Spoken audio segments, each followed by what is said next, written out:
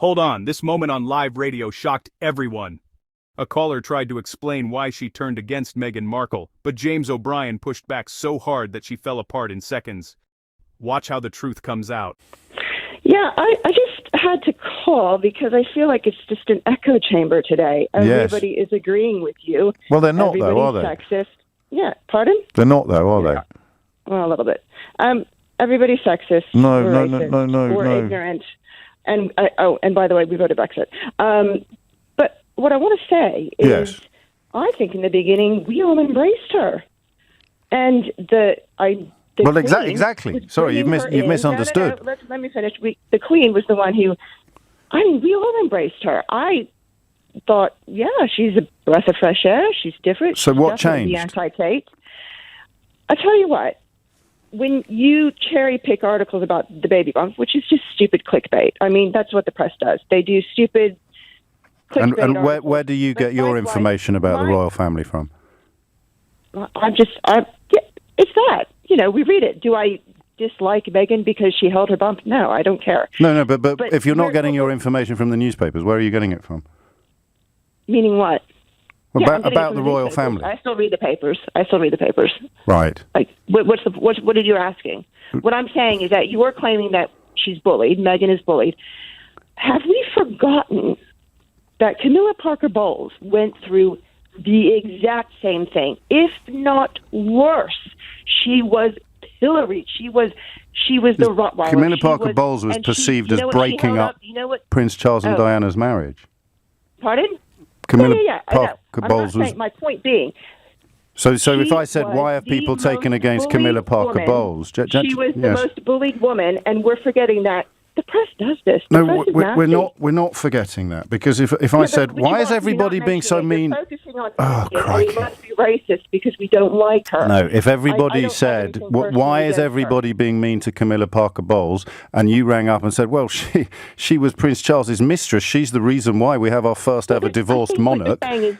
I'd go, oh yeah, that's a good reason. That's a good reason. So now I say about Meghan Markle. You're saying that she's been bullied disproportionately than anybody else because she's a woman and we're afraid of. So why do you think she has then?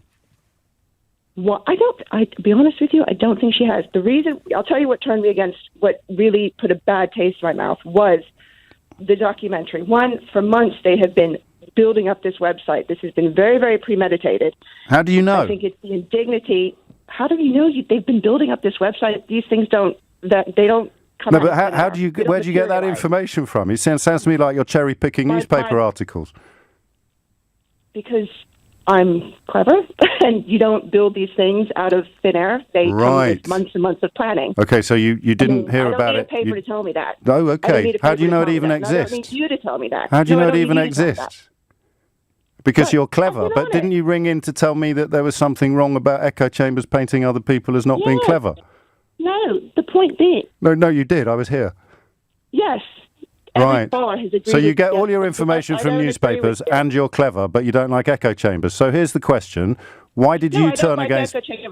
Why did you turn against Meghan Markle? All of your callers have been agreeing with you, yes. No, all of my callers have made sense until now. So why did you turn against Meghan Markle?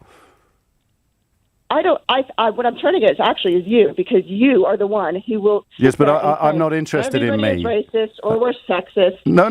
Why do you not like her then? Why does she leave a nasty taste in your mouth, January? Well, it's actually even not her, it's him. Well, no, we're talking about her. You said the moment she left a nasty taste in my mouth. Family. Yes. And the fact is, when you do so you're going to pretend you didn't just say that. You do a documentary in Africa, for instance. Yes. And you're in probably the poorest country in the world, one of the poorest countries in the world. Yes. And they're doing fantastic things. And they have such great reception. Everybody was applauding the trip. It was a success. And then they do a documentary, and what do they talk about? They talk about themselves. And I find that really undignified. It's just, they were claiming how, you know what? So when they're asked questions about themselves, what should they say? I don't think they shouldn't have said anything. At the heart of this moment were two people, James O'Brien, the calm, incisive LBC host, and January, an ordinary caller, O'Brien is known for his logical Socratic approach. He listens, then gently deconstructs arguments with simple questions. January spoke with the confidence of someone whose views had been validated by headlines and conversations. She wasn't an expert, just a citizen echoing the media's narrative. Their exchange wasn't a battle, but an inquiry. O'Brien's goal wasn't to win, but to understand the roots of January's opinion. He recognized the tabloid echoes in her words and sought to uncover their foundation. January represented the everyday person shaped by media stories.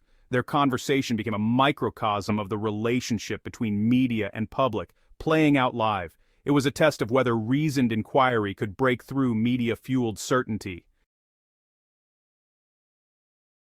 The conversation began simply. January declared her dislike for Meghan Markle. O'Brien didn't challenge her feeling. He just asked, "What has she done?" The question shifted the focus from emotion to evidence. January hesitated, struggling to name specific actions.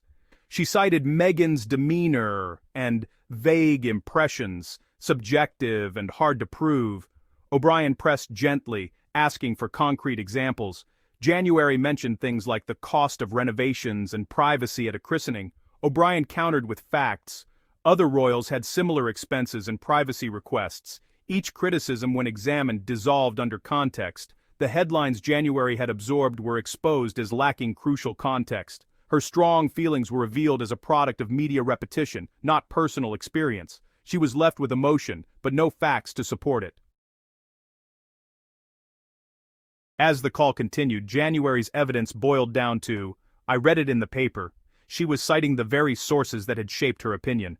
O'Brien asked, "How do you know that's true?" Forcing her to confront her second-hand knowledge. She hadn't witnessed any wrongdoing, she'd simply believed the headlines. The call became a powerful example of how easily we outsource our thinking to media. Outrage feels personal, but its origins are external. January's talking points crumbled under scrutiny. The danger of living in an information bubble was laid bare. When we only hear one version of a story, it starts to feel like truth. Media manipulation isn't always about lies. It's about selective facts and relentless repetition. January had been a juror in a one-sided trial. O'Brien gave the defense a voice. The conversation changed everything. To highlight the difference between genuine and manufactured outrage, O'Brien compared Meghan to Camilla, Queen Consort. In the 1990s, Camilla faced public anger rooted in a well-known affair and its consequences. The criticism was tied to specific documented events. In contrast, Meghan's scandals were vague, subjective, and often contradictory. She was criticized for being too modern, then for being too traditional. The grievances shifted constantly, lacking a central event. O'Brien's comparison showed that Camilla's backlash was based on fact, while Meghan's was media-driven. The public's feelings were being manufactured, not formed organically. O'Brien's genius wasn't just in what he said, but in the subtle, deliberate way he said it. His approach was never about dominating the conversation or proving a point. It was about creating a space where ideas could be examined honestly. In a world of shouting matches and constant interruptions, he stood out by staying calm and genuinely inquisitive, even when the discussion grew tense. His gentle tone kept January from becoming defensive, opening the door for honest self-examination and real conversation, rather than a battle of egos. His questions were deceptively simple. "Why do you feel that way?" "Can you give an example?" he'd ask, encouraging his guest to dig deeper. "Where did you hear that?" Each question was an invitation to reflect, not a trap.